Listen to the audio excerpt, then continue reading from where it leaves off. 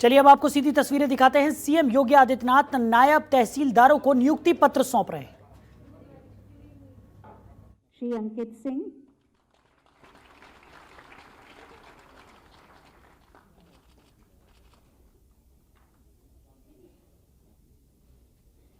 श्री प्रकाश चौधरी,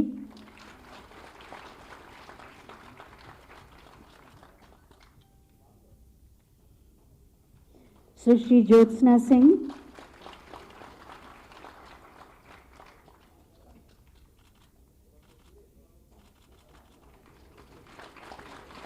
सुश्री अंकेक्षिता श्रीवास्तव,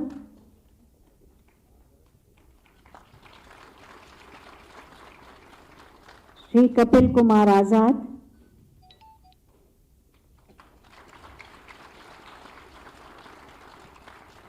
श्री गुरप्रीत सिंह,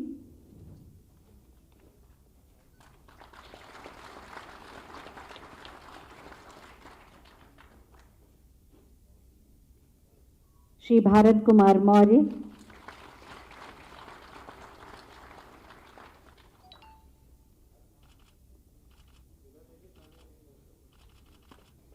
श्री सनी कनौजिया,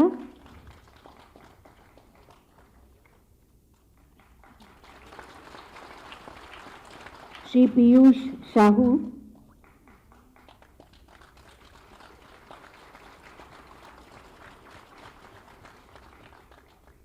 सुश्री तारा शुक्ला,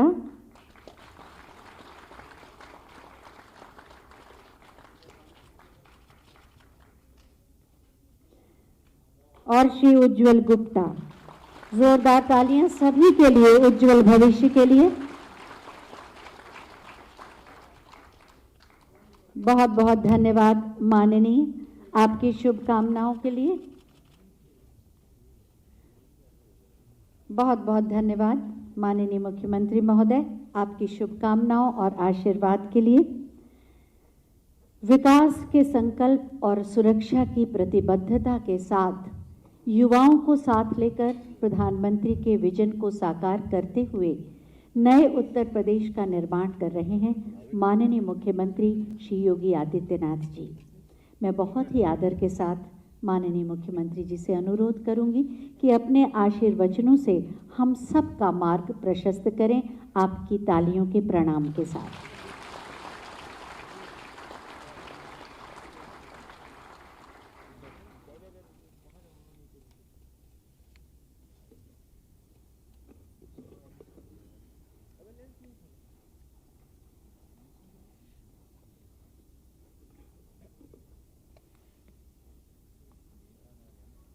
उत्तर प्रदेश लोक सेवा आयोग के द्वारा चयनित नायब तहसीलदारों के नियुक्ति पत्र वितरण के आज के इस कार्यक्रम में उपस्थित प्रदेश सरकार में मेरे सहयोगी मंत्री श्री छत्रपाल सिंह गंगवार जी, प्रदेश के मुख्य सचिव श्री आर के तिवारी जी, अध्यक्ष राजस्व परिषद श्री मुकुल सिंघल जी, अपर मुख्य सचिव राजस्व श्री मनोज कुमार सिंह जी, अपर मुख्य सचिव सूचना श्री नवनीत सहगल जी, सचिव राजस्व श्री रणबीर प्रसाद जी, और आज के इस कार्यक्रम में उपस्थित राजस्व विभाग से जुड़े हुए सभी अधिकारीगण, सभी नवचयनित नायब तहसीलदारगण और उपस्थित भाइयों बहनों, मुझे प्रसन्नता है किसी भी कल्याणकारी सरकार के लिए सुशासन के लक्ष्य को प्राप्त करने की जो धुरी होती है वह थाना और तहसील होती है। और आप जैसे युवा और ऊर्जावान नायब तहसीलदारों के माध्यम से तहसील की प्रक्रिया में पारदर्शिता लाने, जन सुनवाई को और तीव्र बनाने, राजस्व से संबंधित मामलों के त्वरित निस्तारण को एक नई गति प्राप्त होगी। और आप सबके नियुक्ति पत्र वितरण का यह अवसर मुझे प्राप्त हुआ है। मैं इसके लिए आप सबको हृदय से बधाई देता हूं, अपनी शुभकामनाएं देता हूं।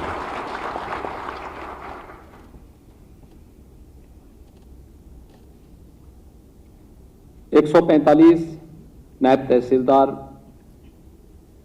उत्तर प्रदेश लोक सेवा आयोग के द्वारा चयनित हुए हैं, जिनमें पुलिस वेरिफिकेशन के बाद अब तक 110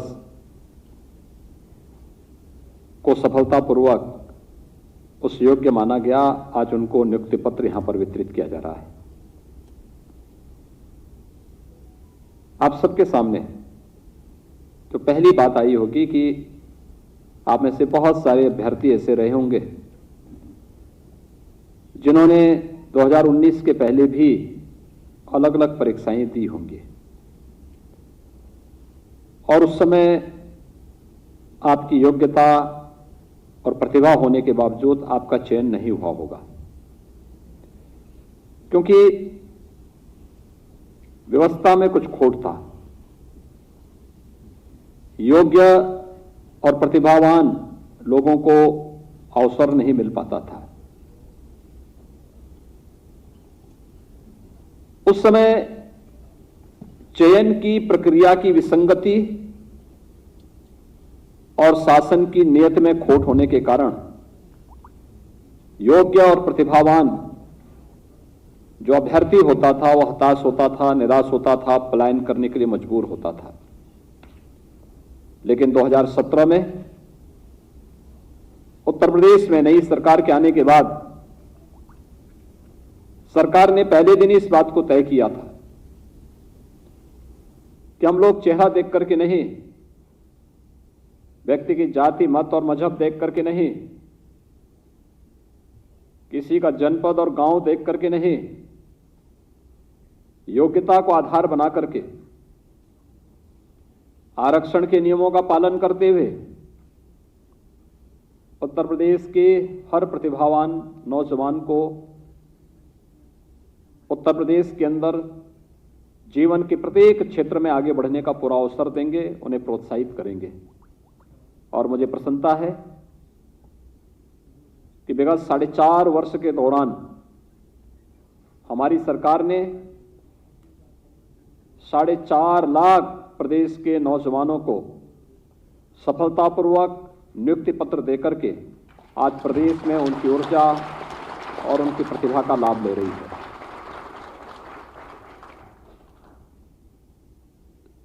शासन की केवल एक अपेक्षा आप लोगों से है कि आपने जैसे चयन की प्रक्रिया को देखा होगा, ये राजस्व विभाग मेरे पास ही है, लेकिन मुझे भी नहीं मालूम कि किस व्यक्ति को कहां नियुक्ति पत्र मिलना है, कहां उसकी पोस्टिंग होनी है, क्योंकि हमने प्रक्रिया ऐसे बनाई है कि मेरिट बेस्ड हो। दिव्यांगजन या फिर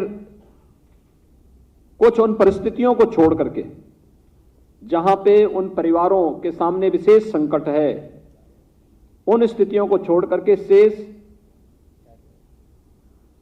हर एक व्यक्ति को वह चयन की प्रक्रिया से लेकर के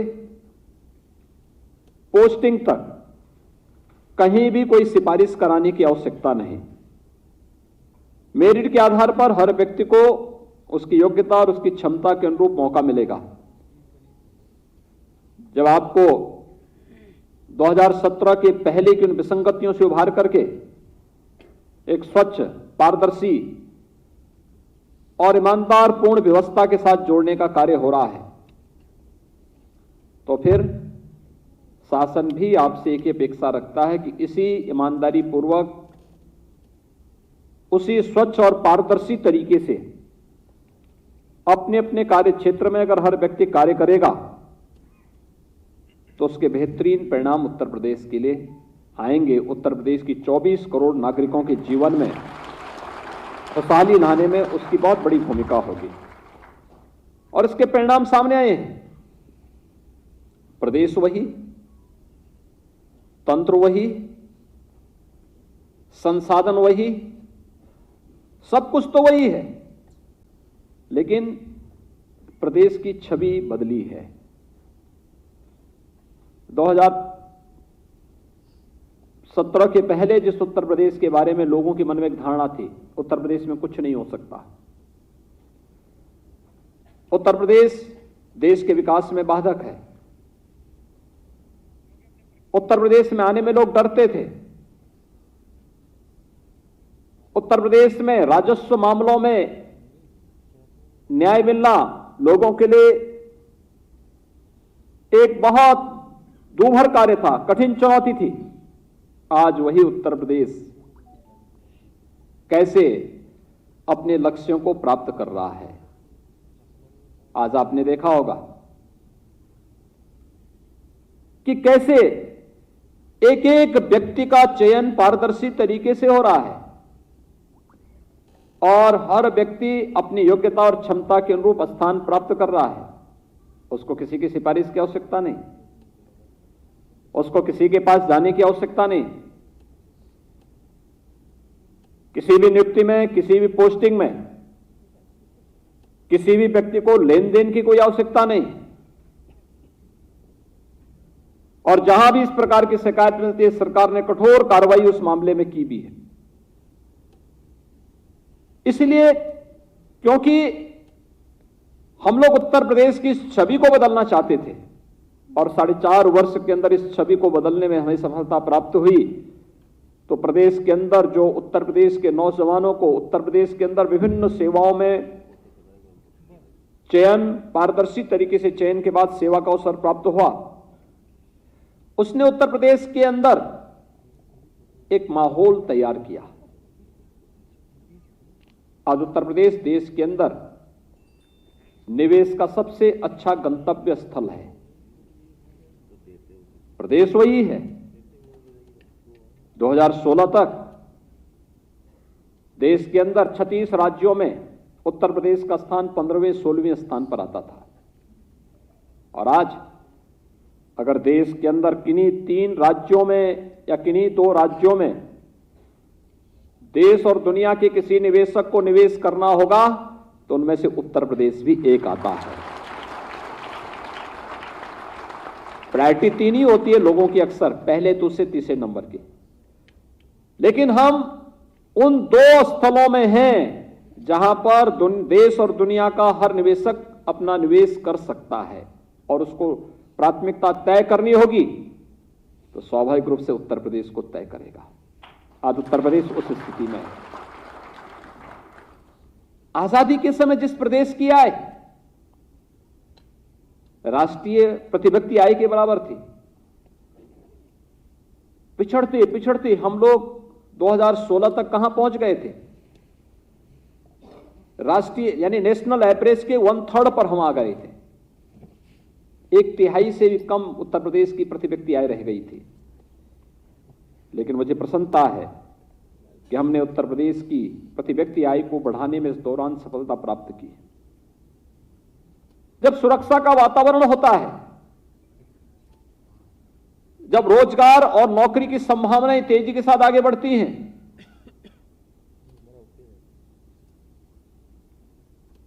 गवर्नमेंट सेक्टर हो या प्राइवेट सेक्टर, दोनों क्षेत्र में नौकरी और रोजगार की इन संभावनाओं को जब आगे बढ़ाया जाता है तो उसका असर मार्केट पर भी पड़ता है, बाजार पर पड़ता है, प्रति व्यक्ति आय पर पड़ता है, विकास पर पड़ता है और ये सभी एक दूसरे से जुड़े हुए हैं। और मुझे प्रसन्नता है 4.5 वर्ष के अंदर उत्तर प्रदेश की प्रति व्यक्ति आय लगभग दोगुनी होने की ओर अग्रसर है और हम लोग आज उत्तर प्रदेश को इस दिशा की ओर अग्रसर कर रहे हैं जहां पर उत्तर प्रदेश न केवल अपने यानी देश की दूसरी बड़ी अर्थव्यवस्था के रूप में उभरा है, बल्कि Uttar Pradesh ease of doing business में नंबर 2 पर आने के साथ साथ भारत सरकार की 44 ऐसी महत्वपूर्ण योजनाओं में, जिनमें उत्तर प्रदेश का स्थान किसी में 27वें होता था, किसी में 36वें में होता था, किसी में 30 में होता था, किसी में 23वें पे होता था, यानी 15-16 से नीचे तो उत्तर प्रदेश कभी आता ही नहीं था। और सभी लोग कोसते थे कि अगर देश विकास नहीं कर रहा है तो उसके लिए उत्तर प्रदेश दोषी है। लोग कोसते थे। आज मुझे बताते हुए प्रसन्नता है कि देश की ऐसी प्रमुख 44 ऐसी महत्वपूर्ण योजनाएं हैं जिनमें उत्तर प्रदेश नंबर 1 पर है, नंबर 1 पर। ये इसलिए हुआ क्योंकि उत्तर प्रदेश के नौजवानों को जब उत्तर प्रदेश के अंदर सेवा का अवसर प्राप्त हुआ, उसके लिए उस प्रकार का माहौल दिया गया, उसको ईमानदारी पूर्वक सेवा का अवसर प्राप्त हुआ, उसने मेहनत की, उसने प्रयास आगे बढ़ाए, प्रधानमंत्री मोदी जी के सपनों को, उनके संकल्पों को आगे बढ़ाने में अपना दिन रात एक किया। आज उसका परिणाम देखने को मिल रहा है। ईज ऑफ डूइंग बिजनेस में उत्तर प्रदेश नंबर 2 पर। उत्तर प्रदेश 4 वर्ष पहले जिस उत्तर प्रदेश की अर्थव्यवस्था 6ठे नंबर की अर्थव्यवस्था कही जाती थी, आज वो देश की नंबर 2 की अर्थव्यवस्था बनी हुई है। जिस उत्तर प्रदेश के बारे में कहा जाता है कि उत्तर प्रदेश में कुछ नहीं हो सकता, आज उत्तर प्रदेश देश की अर्थव्यवस्था का और देश के विकास का एक ग्रोथ इंजन बनकर के तेजी के साथ आगे बढ़ रहा है। ये वो नया उत्तर प्रदेश है। जिस उत्तर प्रदेश से जनता की जो अपेक्षाएं थी, देश की जो अपेक्षाएं थी, उसको उत्तर प्रदेश ने तेजी के साथ आगे बढ़ाना प्रारंभ किया। हमारे सामने लक्ष्य है, अगले 6 वर्ष के अंदर उत्तर प्रदेश की अर्थव्यवस्था को हम देश की नंबर 1 की अर्थव्यवस्था बनाएंगे। और ये केवल सरकार अकेले नहीं कर सकती, ये केवल मुख्यमंत्री की जिम्मेदारी नहीं होगी, ये केवल सरकार इसके लिए अकेले सरकार आगे नहीं बढ़ा सकती, पूरे तंत्र को इसके साथ जुटना पड़ेगा। और जो मैंने पहले भी कहा, सुशासन के लक्ष्य को प्राप्त करना है तो सुशासन के लक्ष्य को प्राप्त करने का जो सबसे महत्वपूर्ण केंद्र होते हैं वो तहसील होती है। मैं आज भी जाता हूं, कहीं किसी जनपद में जाता हूं, मेरे सामने सबसे ज्यादा मामले आते हैं तहसील से संबंधित। और मैं धन्यवाद दूंगा राजस्व परिषद को भी और राजस्व विभाग को भी, जिन्होंने प्रक्रिया को काफी सरलीकरण करने की दिशा में अग्रसर हुए हैं। चाहे वह राजस्व रिकॉर्ड के डिजिटलीकरण की प्रक्रिया को तेजी के साथ आगे बढ़ाने का कार्य, या विरासत का, मैं स्वयं इस चीज को महसूस करता था। कितनी जटिल प्रक्रिया हुआ करती थी। अब विरासत में नाम दर्ज करने के लिए भी लोगों को इंतजार करना पड़ता था, चक्कर लगाने पड़ते थे, तहसील के चक्कर लगाने पड़ते थे। कानून को नायब तहसीलदार, तहसीलदार और एसडीएम तक पहुंचते पहुंचते व्यक्ति थक हार जाता था, और बहुत सारे लोग तो इस धरती से ही फिर चले जाते थे, फिर उसकी तीसरी पीढ़ी वही चक्कर लगाने लगती थी। लेकिन हम लोगों ने कहा एक स्पेशल अभियान चलाओ, एक स्पेशल अभियान चला, और अभियान का परिणाम क्या रहा? लगभग 13 लाख ऐसे मामले थे जिसको एक समय सीमा के अंदर विरासत के मामलों को दर्ज करवाने में राजस्व विभाग ने सफलता प्राप्त की। आप सोचिए ना, आखिर ये लोग भटक तो रहे होंगे। जब समय पे काम नहीं होता, लोगों के मन में अविश्वास पैदा होता है। यह अविश्वास भ्रष्टाचार को जन्म देता है, और फिर यहीं से विवाद खड़े होते हैं। मेरा यह मानना है, आज भी राजस्व से जुड़े हुए मामलों का समयबद्ध निस्तारण हो जाए तो गांव के और शहर के आधे से अधिक विवाद समाप्त हो जाएंगे, आधे से अधिक विवाद वैसे समाप्त हो जाएंगे। और इसके लिए हम आभार व्यक्त करते हैं प्रधानमंत्री मोदी जी के, जिन्होंने गांव में आबादी की भूमि से संबंधित विवादों के निस्तारण करने के लिए घरौनी की व्यवस्था की, और जहां पे जिसका घर है ड्रोन से उसकी मैपिंग करते हुए उस पर उस व्यक्ति को उसका राजस्व रिकॉर्ड में नाम दर्ज करने और उस व्यक्ति को उसका कब्जा देने, उसका परमानेंट कब्जा करने, या उसके माध्यम से उस भूमि का वह बैंक से लोन ले सकता है, उसको गिरवी रख सकता है और अपना कारोबार आगे बढ़ा सकता है, इसकी ताकत दी है। और आज उत्तर प्रदेश घरौनी के इस मामले में भी देश में नंबर 1 स्थान पर है। जिस तेजी के साथ कार्य प्रारंभ हुए हैं, ये बहुत यानी अलग अलग क्षेत्र में कुछ ना कुछ नयापन करने का प्रयास हुआ है। आज 145 नवचयनित नायब तहसीलदार, जिनमें 110 को नियुक्ति पत्र आज यहां पर दिया जा रहा है। प्रदेश के अंदर हमारे पास जो सबसे ज्यादा संकट आते थे उस समय, इस वर्तमान में हम बहुत बड़े बड़े कार्य प्रदेश के अंदर कर रहे हैं। हमारे 5 एक्सप्रेसवे वर्तमान में बन रहे हैं। 5 एक्सप्रेसवे, ये 5 एक्सप्रेसवे का मतलब उत्तर प्रदेश की अर्थव्यवस्था की बैकबोन जो बनेंगे, उत्तर प्रदेश को नंबर 1 की अर्थव्यवस्था के रूप में स्थापित करना है। तो इसके लिए ये 5 हमारी, भाई कोई व्यक्ति अच्छा धावक तब बनेगा ना जब उसकी रीढ़ ठीक हो और स्वस्थ हो। उत्तर प्रदेश को आर्थिक रूप से स्वस्थ और स्वावलंबी बनाने के लिए हम लोगों ने 5 अपनी एक्सप्रेसवे की परिकल्पना को साकार करना प्रारंभ किया है। तेजी से काम प्रारंभ हुआ है। मैं अक्सर जब भी इसकी समीक्षा करता था तो लोग हमसे कहते थे, कोई भी बड़ा प्रोजेक्ट लेना हो तो लोग कहते थे साहब नायब तहसीलदार हमारे पास कम है, नायब तहसीलदार दे देते हमें तो हम लोग इस कार्य को और तेजी के साथ आगे बढ़ा देते। कोई भी कार्य कहीं भी हम देखते थे, हमें गंगा एक्सप्रेसवे में लैंड लेनी थी, मैंने समीक्षा की आज से लगभग 6 महीने पहले, भाई क्या मामला है, क्यों इतने लेट चल रहा है। हर जनपद में शिकायत आती, साहब हमारे पास स्टाफ कम है। क्यों स्टाफ कम है? नायब तहसीलदार नहीं है। हमें शिफ्ट करने पड़ते थे, भाई ठीक है यहां पे ज्यादा कार्य है, तब तक यहां के लिए कुछ लोगों को भेजो। हमें पूर्वांचल एक्सप्रेसवे बनाना था, यही समस्या थी। गोरखपुर लिंक एक्सप्रेसवे बनाना था तो यही समस्या थी। बुंदेलखंड में एक्सप्रेसवे बनाना था, वहां भी यही समस्या थी।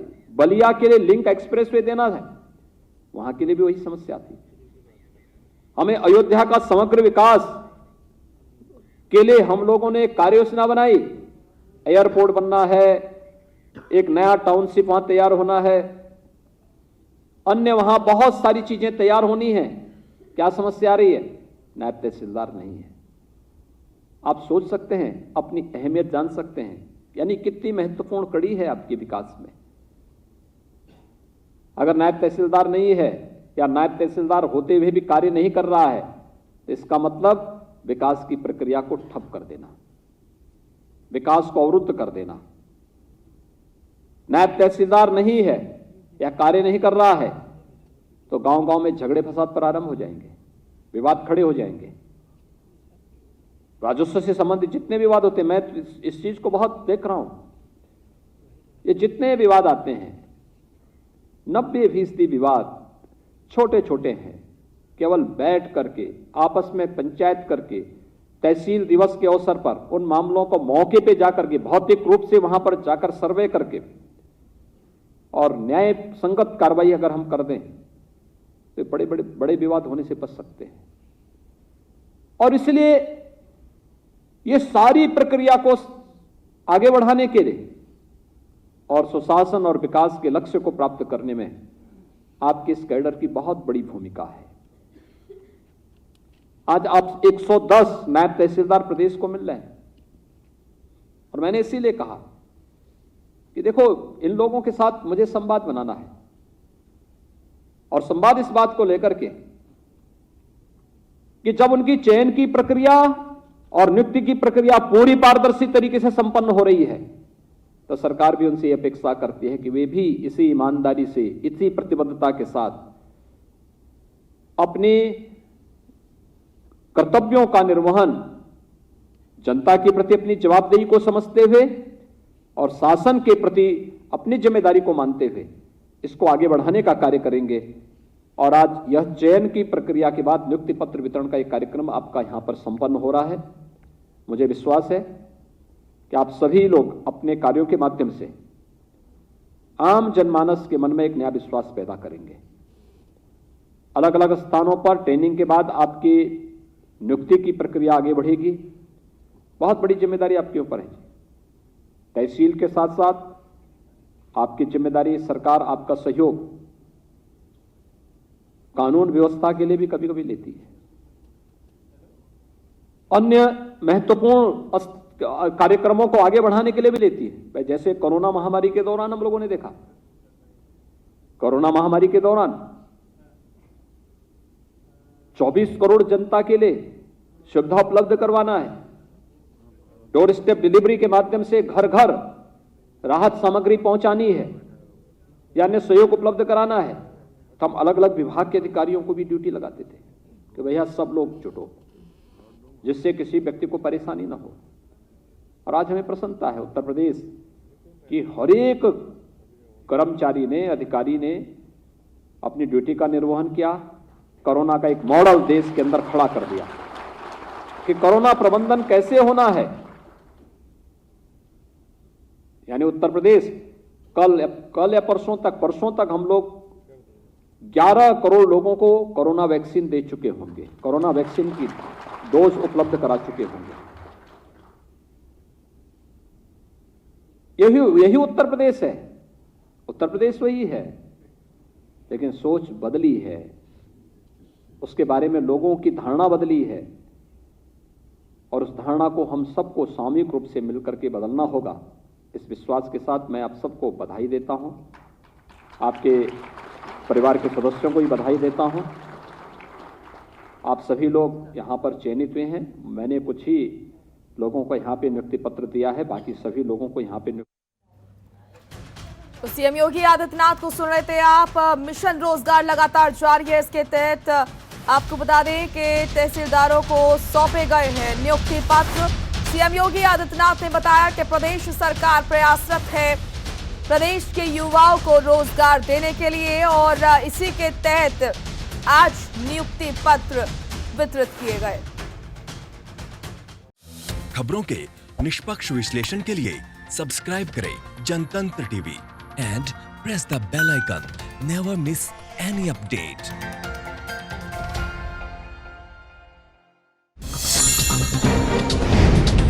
डाउनलोड कीजिए जनतंत्र टीवी ऐप को, जो कि अवेलेबल है गूगल प्ले और ऐप स्टोर पर। अधिक जानकारी के लिए अभी डाउनलोड करें।